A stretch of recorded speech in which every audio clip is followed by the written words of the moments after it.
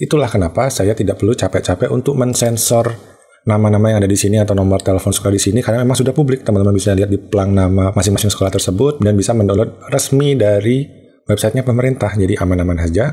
Karena dia sudah shift files, kita bisa langsung plot teman-teman seperti ini. Halo semuanya, ini adalah video keempat kita belajar GeoPandas, dan kali ini kita akan belajar sistem koordinat dan sistem proyeksi. Dan bisa jadi teman-teman sudah belajar dari video pertama, mulai dari apa itu GeoPandas, instalasi, dan cara sederhana untuk membaca data geospasial, kita convert, kita pindahkan ke tempat lain, kita simpan ke format lain, dan kita juga ngeplot petanya. Dan sekarang kita belajar transformasi koordinat atau utak-atik sistem proyeksinya. Dan apa itu sistem proyeksi atau sistem koordinat? Bagi yang belum tahu, teman-teman bisa membayangkan layaknya wayang tangan atau bayangan dari tangan teman-teman ketika ada senter atau ada lampu, lalu bayangan di tembok. Teman-teman pasti sering lah main kayak gini waktu masih kanak-kanak. Dan ketika tangan kita semakin dekat dengan sumber cahaya, bayangannya akan semakin besar. Ketika tangan kita semakin nempel dengan tembok atau disebutnya bidang proyeksi, bayangannya semakin kecil teman-teman. Nah, inilah yang terjadi ketika teman-teman memproyeksikan peta. Teman-teman bisa membayangkan seperti ini. Di pusat bumi itu ada lampunya, lalu di luarnya kita selimuti dengan tabung. Bayangannya akan nempel di tabung itu, di dalam tabung yang disebut dengan bidang proyeksi. Ketika di khatulistiwa ini nempel di bidang proyeksi, distorsinya tuh akan mendekati nol atau hampir nggak ada kesalahan, hampir nggak ada distorsi. Dan semakin ke atas, sumber cahayanya ini kan nempel di bidang lengkungnya bumi ini, dan bayangannya akan semakin jauh tertangkap di bidang proyeksi di atas, sehingga distorsinya semakin besar. Itulah kenapa daerah utara kayak Rusia, Alaska tuh gede sekali, padahal tidak sebesar itu teman-teman. Dan banyak ilmuwan yang mencoba mengotak-atik bidang proyeksi ini sehingga mendapatkan hal yang mereka inginkan. Dalam bidang proyeksi ini ada 3, yaitu teman-teman bisa mempertahankan bentuknya seperti ini. Proyeksi Mercator ini dia mempertahankan bentuknya, jadi bentuknya ini sama dengan bentuk yang ada di lapangan, cuman ada distorsi di luar-luarnya. Lalu ada juga bidang proyeksi atau sistem proyeksi yang mempertahankan luasnya. Jadi kalau teman-teman menghitung luas di bidang proyeksi tersebut, hasilnya sama dengan di lapangan, tapi bentuknya mungkin berbeda. Ada distorsi, jaraknya mungkin juga ada distorsi. Dan juga ada pula sistem proyeksi yang mempertahankan jarak. Bentuknya mungkin aneh, kalau kita menghitung luas di dalamnya bisa jadi nggak akurat, tapi kalau kita menghitung jarak, dia akan lebih akurat daripada kedua yang tadi ya, bentuk dan luasan. Dan di sini sebagai contoh, ada banyak tipe-tipe proyeksi. Jadi ilmuwan-ilmuwan ini membuat formula matematika dengan kebutuhan tertentu sehingga memiliki hasil proyeksi dari bumi ini menjadi macam-macam teman-teman. Ada beberapa tipe proyeksi seperti ini teman-teman. Misalkan kita punya silinder atau punya kerucut dan juga bidang planar. Jadi kerucut ini lebih cocok di daerah utara. Jadi kalau di Eropa, di Rusia, di Amerika lebih cocoknya dengan kerucut seperti ini, dan titiknya ini ada di kutub utara. Kalau misalkan di Indonesia mau pakai kerucut juga boleh. Jadi kerucutnya ini bisa dari atas, cuma pasti bentuknya aneh. Lebih bagus kalau kerucutnya ini dimiringkan 90 derajat, jadi pusat dari kerucutnya ini kira-kira ada di daerah Sulawesi atau Kalimantan lah. Begitu pula planar ini yang sempat heboh, jadi ini katanya peta yang ada di PBB, terus isinya bumi datar, jadi seluruh permukaan bumi yang ada di bola ini diproyeksikan ke bidang planar, bentuknya lingkaran seperti ini, dan seolah-olah nanti terproyeksikan menjadi bumi yang datar. Ya, semua bidang proyeksi akan membuat bumi menjadi datar teman-teman. Dan itulah sistem proyeksi teman-teman. Jadi ada banyak ya contoh-contohnya, teman-teman bisa melihat ini yang dibuat oleh ilmuwan-ilmuwan dengan berbagai kebutuhan mereka, entah mempertahankan luas, mempertahankan jarak, bentuk, atau yang lainnya. Oke, sekarang kita pindah ke GeoPandasnya. Di dalam GeoPandas, kita mengenal tools namanya itu SetCRS. Kita kembali ke API reference kita teman-teman. Kita lihat yang Geodata Frame. Di sini ada namanya CRS, di mana API CRS ini untuk melihat sistem koordinat data spasial teman-teman itu apa. Kalau belum ada, kita bisa ngeset CRS-nya. Kalau ingin transformasi, kita tinggal gunakan ToCRS. Nah, lalu juga ada estimate UTM. Ini coba saya baca bentar, saya belum baca yang ini. Oke, di dalam sistem proyeksi UTM itu dia ada zona-zona. Jadi kalau kita punya sistem koordinat dalam referensi WK84, geodetik atau geografis gitu ya. Lalu kita coba UTM-nya itu ada di mana. Nah, ketika kita masukkan yang menggunakan tadi estimate UTM GRS, di sini ya perintahnya, dia akan mengembalikan estimasi UTM-nya. Jadi sistem koordinat geografisnya lintang bujur sekian, di UTM itu di zona berapa, seperti itu ya. Dan untuk geoseries teman-teman, ada nggak ya? Oke, di geoseries ada juga teman-teman. Kita gunakan lebih kurang sama toolsnya, CRS, SetCRS, dan juga ToCRS dan estimate UTM. Mari kita coba teman-teman.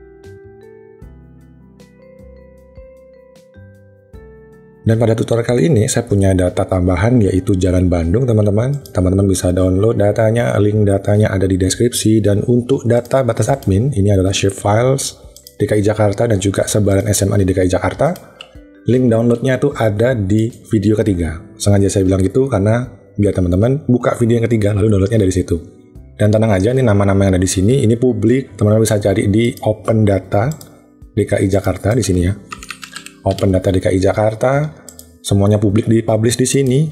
Di sini saya buat sebuah sekolah. Itulah kenapa saya tidak perlu capek-capek untuk mensensor nama-nama yang ada di sini atau nomor telepon sekolah di sini karena memang sudah publik. Teman-teman bisa lihat di pelang nama masing-masing sekolah tersebut dan bisa mendownload resmi dari websitenya pemerintah. Jadi aman-aman saja. Itulah kenapa saya gunakan data ini. Nggak usah capek-capek untuk ngesensor datanya.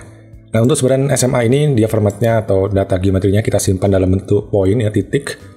Shapefilesnya ini untuk batas admin adalah polygon dan Jalan Bandung ini adalah polyline atau line. Kita lihat ya, batas admin kita kemarin buat variabel, isinya tuh shapefiles polygon batas admin Pemprov DKI, isinya kayak apa? Isinya kayak gini aja. Saya plot seperti ini. Dan untuk sebaran sekolah kemarin kita simpan di variabelnya atau data frame-nya. Sebentar, ini agak panjang. SMA DKI. SMA DKI itu adalah titik-titik sebaran sekolah. Jadi SMA DKI.plot. Isinya seperti itu. Dan kita tambahkan Jalan Bandung. Jalan Bandung sama dengan GPD read file. Kita arahkan ke filenya titik slash Jalan Bandung. Lalu kita buka SHP. Shift Enter. Kita lihat Jalan Bandung. Karena dia sudah shift files, kita bisa langsung plot teman-teman seperti ini. Dan ini adalah data jalan di Kota Bandung dan ini saya download dari servernya OpenStreetMap. Teman-teman bisa download juga dari OpenStreetMap atau langsung download yang saya sediakan di deskripsi teman-teman. Sekarang kita lihat poin dari SMA DKI. SMA DKI, kita lihat CRS-nya. Saya shift enter, tidak terjadi apa-apa teman-teman. Kenapa?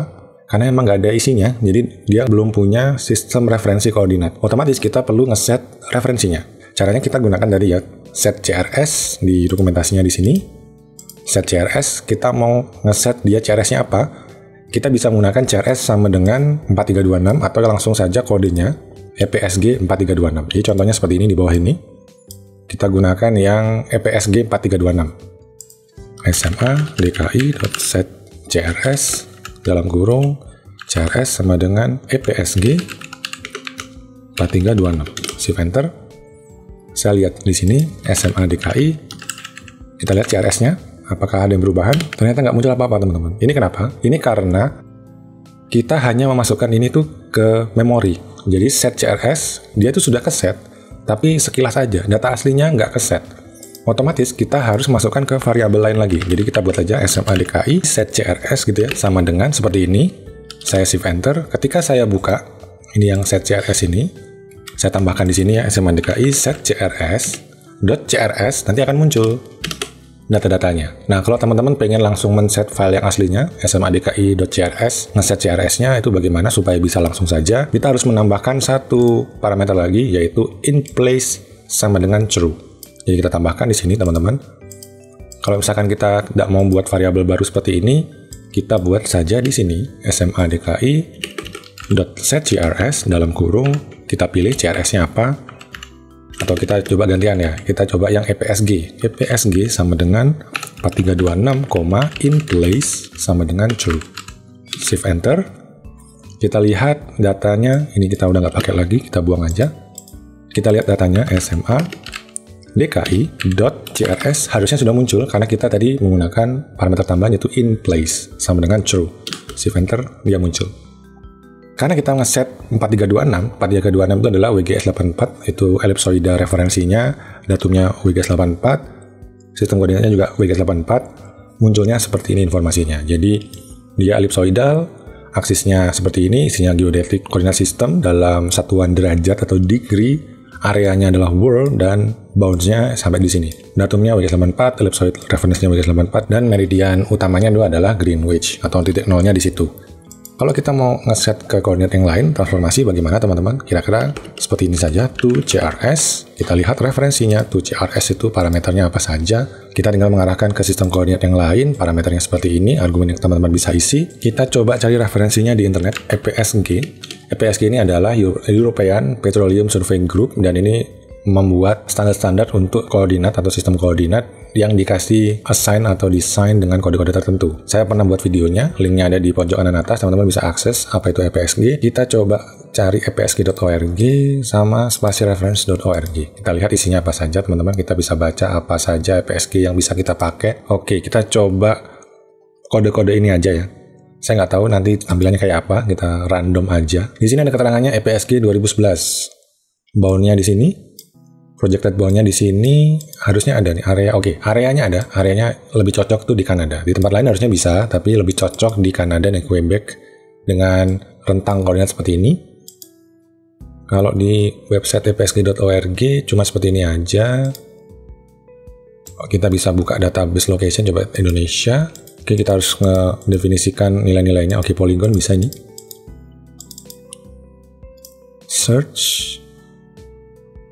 Oke, isinya ini saja yang kita bisa pakai di Indonesia. Mau pakai ini aja teman-teman atau pakai yang ini?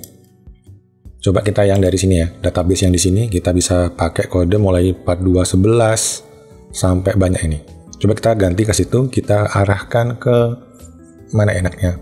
Kita coba yang Batavia Jakarta aja 4813. Itu CRS dalam kurung EPSG 4813. Shift enter. Kita lihat lagi. Oh ya, tadi coba ya kita SMA DKI CRS, apakah dia perlu in place?